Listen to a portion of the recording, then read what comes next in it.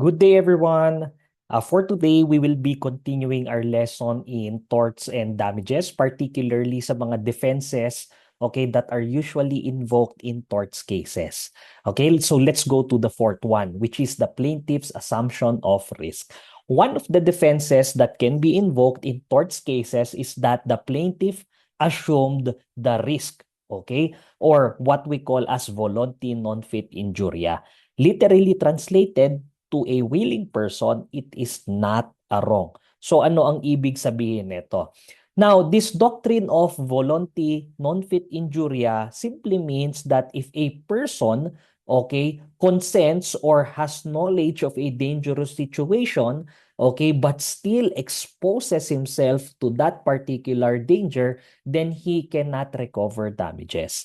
Okay, why? Because when he actually, okay, exposed himself to that dangerous situation, it is as if he is inflicting that injury upon himself or at least consenting to the injury. And now, dahil doon, he cannot recover any damages. Why? Because he knowingly and voluntarily exposed himself to the danger. Okay? Even if he is not negligent in doing so. Okay? So, simply means if you expose yourself to the danger, knowing the risk, okay, you cannot claim damages. As simple as that. Okay, so what are the requisites before the volunti non fit injuria doctrine can be invoked? Okay, first of all, the plaintiff must have had actual knowledge of the danger. Okay, alam niya naman, okay, yung nagki-claim ng damage, alam niya na okay, dangerous yung situation. Okay, and of course, alam niya yung mga risks associated with that particular dangerous situation. But nonetheless, okay, without any force, he voluntarily exposed himself to such risks. Therefore, he cannot claim damages.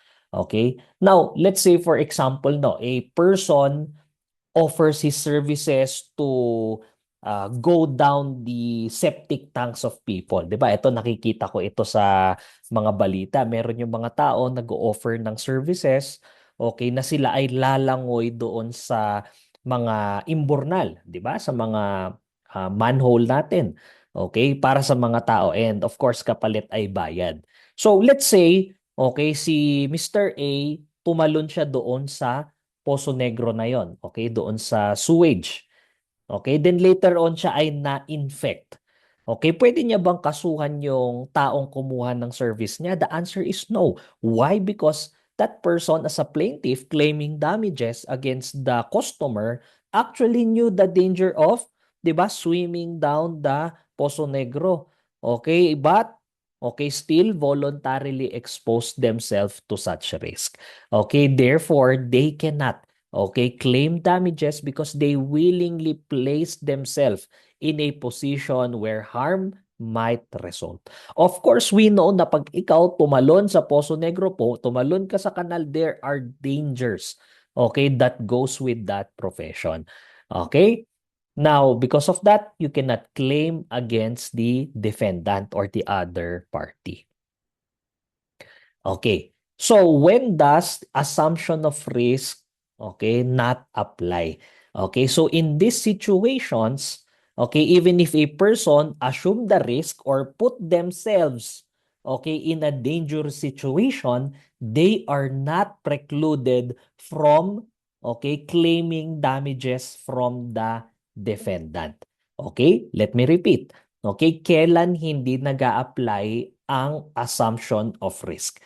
So balikan natin na as a general rule, if you put yourself in danger, okay, you cannot claim damages. Okay, however, in certain situations, okay, even if you put yourself in danger willingly, voluntarily, you are not precluded from claiming damages. Okay, so the first one is when an emergency exists. Okay, so what does this mean? Now, this means that if someone is forced to act in an emergency, di ba, their choice to face danger is not truly voluntary. Okay, so pag ikaw nilagay mo yung sarili mo sa isang danger dahil okay, nagkaroon naman ng isang emergency, then you are not actually voluntarily, okay, acting, okay, or hindi pwede ka pa rin mag-claim for damages. Now, let me just give you an example. So, for example, may isang tatay, tumakbo siya sa traffic. Okay, bakit? Kasi andun yung anak niya sa gitna ng kalsada. Okay? Now, there is, of course, an emergency there because yung anak niya pwedeng masagasaan ng mga sasakyan. So, kung tumakbo siya sa gitna ng kalsada, di ba, nilagay niya yung sarili niya sa risk. Okay, but at the same time, there is an emergency. So pag siya ay nasagasaan ng isang sasakyan, then therefore he can still claim for damages. Okay? Now number two, of course, if the life or property of another person is in peril, then the assumption of risk does not also apply. Okay? So this is actually a situation wherein rescuers are actually protected by law. Okay, anong ibig sabihin nito? So, if a person risks himself, 'di ba, to save the property or life of another person, okay, then of course they are not precluded from claiming damages. So, paano ito? So, for example, no, ikaw ay naglalakad, you are a passerby. Then there is a burning building. Okay? Now, of course, nakita mo ay may mga natrap na tao sa loob.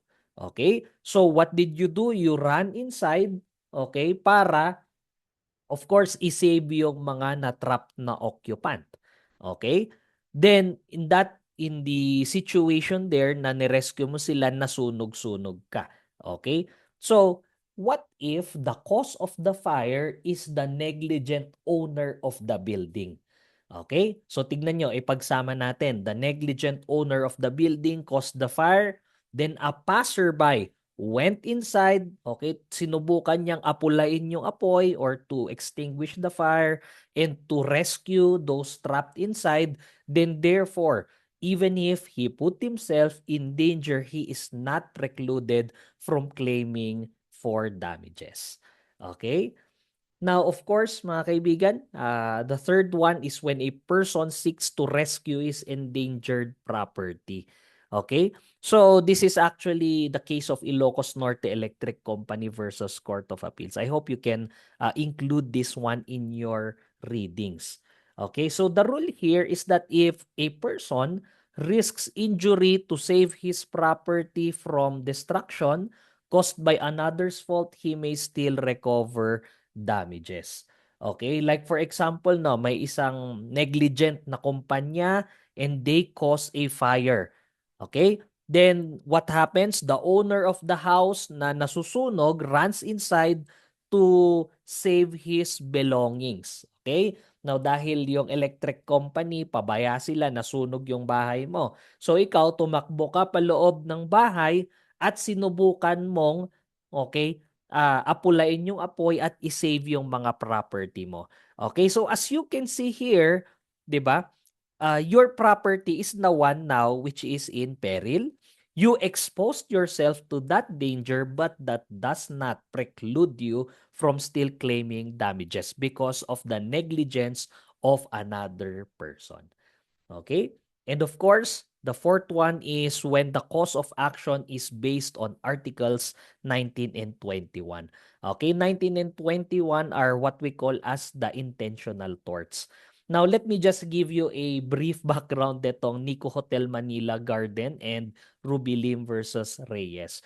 So, what happened here is, to cut the long story short, is that merong mga socialites, di ba, meron silang event. And one of the persons, okay, pumunta siya doon without being invited. Alam niyang hindi siya invited, pumunta pa rin siya doon. So ano nangyari? Hindi siya pinapasok, napahiya siya. Okay? So here, okay, sabi nung mga defendants ay, oh, hindi ka invited, but pumunta ka pa rin, 'di ba? You were not invited but you still came to the okay event. Therefore, kaya ka napahiya. Okay, it cost you let's say mental anguish, 'di ba? But you voluntarily put yourself in that situation. Okay? So ibig bang sabihin if you put yourself in a situation, okay, like going in a birthday where you are not invited, Then if they turn you away, pinahiya ka nila, okay, you cannot claim damages against them. The answer is no. Why? Because even if you are the cause, okay, of the damage, let's say mental or emotional damage, di ba? You put yourself in that situation, the defendants are still under the obligation to treat you fairly and of course not to expose you to unnecessary ridicule and shame. Okay, so I hope you can also read this one, or we will be talking about this one when we go to, of course, the intentional torts. Okay. So how about waivers? Okay, can we claim or can we waive our right to recover damages, okay, against a negligent person? As a general rule, yes, okay, future negligence can be waived. Okay, pwede namang i-waive ito. Okay, rights can be waived unless the waiver is contrary to law, public order, public policy, morals, good customs, etc. Now, tandaan nyo, waiver is valid naman. Okay, however, if a waiver, okay, will be contrary to the law or public order or any public policy, it is actually void. Now, for example, no, you rode a bus. Sumakay kayo sa bus. Doon sa ticket ng bus, nakasulat doon na the bus liner is not, okay, liable for the negligence of its driver. Okay, so the question is, pag mabangga ba yung bus, okay, how are you deemed to have waived your right to recover damages? The answer is no. Why? Because, di ba, that is actually contrary to law and contrary to public policy. Common carriers are required to exercise extraordinary diligence. Ang mga sumasakay ng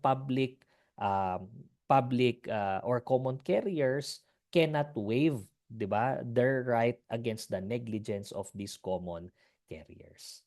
Okay, how about future fraud?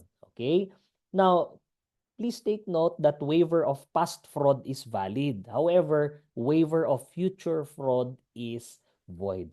So in the context of torts, if a person causes damage to you, okay, because they committed fraud against you, okay, if it is a past fraud na nakomit nila and you actually waive it, it's okay. However, if it's for future fraud, para sa mga gagawin palang actions, it is not allowed.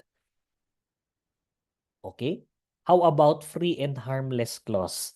Okay, still with the concept of waiver. Ano ba ang free and harmless clause? Now, you usually see this in contracts. Okay? So in contracts, mga kaibigan, please take note that we have what we call as the free and harmless clause. Okay, this is a provision in contracts wherein the parties, okay, one holds the other free and harmless from any claim of third persons. Okay, ibig sabihin, kunwari A and B entered in the contract. Tapos sabi ni A is that he will hold B, okay, free and harmless from any claims. Ibig sabihin, if A does anything or does cause damage to B, hindi pwedeng mag-claim si B. Okay, that is actually allowed. Now, remember, parties are allowed to stipulate on that, okay, under the concept of freedom of contract. Okay? However, please take note, third persons are not bound by this stipulation. Okay? So, for Okay. So, how about waiver by minors? Now, mga kaibigan, please take note that even if you let a minor execute a written waiver, it is not considered as an effective form of express or even an implied consent, okay, when it comes to doctrine of assumption of risk. So, for example, no, pinasakay ng roller coaster ang isang minor and the minor, okay, had to sign a waiver, okay, removing the liability from the operator of the roller coaster. Now, later on, dahil sa faulty roller coaster, nahulog yung roller coaster at yung minor ay na-injure. So the question is, since the minor executed a okay, a waiver, does it mean that the minor or at least the parents thereof cannot claim against the operator of the roller coaster? The answer is no. Because tandaan nyo mga kaibigan, minors cannot legally give effective consent. So meaning they cannot also waive, okay, their rights against another person. Okay, they lack full legal capacity to appreciate and even voluntarily assume dangerous risks. Okay? Now, how about dangerous conditions and activities? So, if you put yourself or expose yourself to a dangerous condition, then again, volunti non fit injuria. You voluntarily assume the risk of such dangerous condition. Like for example, ikaw ay naglalakad sa riles ng tren. You know that that particular area is very, very dangerous. Okay, and if you go to that, railway of the train and later on you get hit by the train, then you or at least your representatives cannot claim, from the person who caused injury. Why? Because take note mga kaibigan, you put yourself or you expose yourself in that dangerous situation. Okay? How about in employment?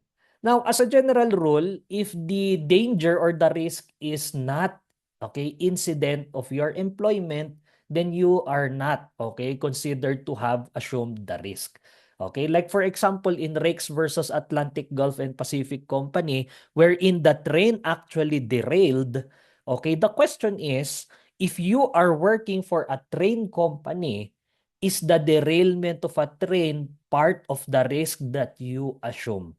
Therefore, removing, 'di ba, the liability of the rail operator. Okay, the answer is no because that is an accident, 'di ba? The employee cannot be said to have assumed the risk which is not an incident to his employment. And the derailment of a train is not a risk of employment. Okay? Now, of course, when it comes to trains, you do not expect the trains to be derailed, one way or another as a normal occurrence. So hindi po ito risk in employment. However, please take note, no, there is an assumption of risk in case the injury is incidental to the work of employee. Okay, such as when a caretaker of Carabao gets gored by the Carabao itself. Okay, so kung ang trabaho mo naman ay mag-alaga ng mga hayop na possible that can cause injury to you. Like for example, you're a zookeeper, and you are in charge of the lion. So you know that that is a very risky job. Then therefore, that is part of the risk in employment that you assume. And later on, if you get injured, you may not be able to claim from your employer because you assumed the risk, of danger in that particular situation. Okay, how about sports events? Okay, like for example, boxing matches, 'di ba, mixed martial arts, ito talaga yung mga very dangerous events. Okay, well, basketball dangerous din naman but not as dangerous as probably boxing and mixed martial arts, 'di ba? So if a person voluntarily participates in a lawful game, okay, like for example, boxing and mixed martial arts, then you are actually, 'di ba, assuming the risk that you might get hurt thereof. Okay, therefore, pag ikaw ay na-injure later on, can you claim from the proprietor of the amusement or even the promoter of the amusement? Probably not. Why? Because you assume the risk of danger. 'Di ba? Alam mo na na delikado pero you still put yourself in that situation, then therefore you cannot claim for damages. Okay? Here are some other cases that I expect that you will also read, as part of your lessons. Okay. Now, the other defense that you can invoke is, of course, prescription. Just like other cases, when you become lawyers, take a look, di ba? If somebody claims against you, did they institute it within the proper time? Okay? So, when it comes to quasi-delicts, please take note that it must be instituted within 4 years. Okay? Within 4 years. Okay, here again are some other cases for you to read. Okay. And again, let me just get back. Another defense is, of course, waiver. Now, as we have said a while ago, you can actually waive your rights as long as they are not against, okay, the law, public order, public policy, morals, good customs, or even prejudicial to a third person. Okay, so for example, can you waive your right against another person? Okay, when it comes to a dangerous situation, you are on legal age na kayo, then you ride a roller coaster, you sign a waiver that any injury, like for example, bigla kang atakihin sa puso, you cannot claim against the roller coaster operator. Can you do that? The answer is yes. Okay, except for minors, right? Now, of course, as we have said a while ago, okay, responsibilities arising from fraud is demandable, and of course, you cannot waive any future fraud. Okay, sir, how about past fraud? Okay, a person committed fraud against you and it caused damage to you. Can you waive that past fraud? The answer is yes. Okay, that is a basic concept in the law on obligations and contracts, right? Okay, past frauds can be waived. Okay, future frauds cannot be waived. Okay, here again are some other cases for you to read. Gatchalian versus De Lima. Okay. Now, the next defense that you can invoke in case of torts cases is what we call as the emergency rule, or this is also what we call as the sudden peril rule. Okay, what is this emergency rule about? So this emergency rule tells us that if an individual suddenly finds himself in a dangerous situation and he is required to act, but is not given much time to consider the best possible means of action that may be used in that particular situation, okay, is not guilty of negligence. Okay, especially if he fails to undertake what subsequently and upon reflection may appear to be a better solution unless the emergency was brought by his own negligence. So what does the emergency rule or the sudden peril rule tells us? Okay, ang ibig sabihin nito is that if for example a person suddenly is in a dangerous situation. Okay, like for example, you are driving a vehicle, suddenly biglang out of nowhere may tumakbo sa gitna ng kalsada. Okay? Wala siya sa vision mo, talagang lumabas siya out of nowhere and napakabilis ng speed mo. Then you are now in a situation of danger, 'di ba? Now wala ka ng time mag-isip, okay, ng the best means. Left ba or right, you do not know or you do not have the time to think. So you suddenly swerve to the right. By swerving to the right, okay, meron kang nabanggang isa pang sasakyan. Okay? So does that make you guilty of negligence? Okay? The answer is no. Because in this situation, you were in an emergency or in a situation of sudden peril. Wala ka ng time mag-isip ng best na possible course of action. So you just did what you had to do, 'di ba? Iniwasan mo yung danger na mabangga mo yung particular na tao na pumunta sa gitna ng kalsada. Okay? Now, what happens? Okay, what happens if it is shown that wala ka naman dapat na bangga kung sa left ka pumunta? Okay? Still, you are not liable because at that time, okay, even upon reflection, di ba, you did not have time to reflect what may be the best or at least the better solution. Ang ginawa mo at that particular time, pumunta ka na lang sa right. Okay? Now, please take note that the emergency rule cannot be invoked or you cannot excuse yourself from liability if the emergency was brought by his own negligence. Okay? Like for example, okay, napakabilis mong tumakbo, okay, beyond the speed limit, okay? At dahil sa sobrang bilis mong tumakbo ay hindi mo na napapansin yung mga pedestrian. Okay? And biglang may naglakad na pedestrian, iniwasan mo at nakabangga ka. So in that case, you actually have a contributory negligence. Therefore, you cannot invoke the emergency rule. Why? Because you brought the emergency upon yourself. Kung ikaw ay tumatakbo sa speed limit, probably naiwasan mo yung mga pedestrian. 'Di ba? Sa Baguio City, there's a speed limit of 30 kilometers, 20 to 30 kilometers per hour. You were running at 80 kilometers per hour. Okay? May tumawid na pedestrian, iniwasan mo, nakabangga ka. Can you claim emergency rule, therefore removing your liability? The answer is no. Okay, why? Because please take note, the emergency was brought by your own negligence. Okay?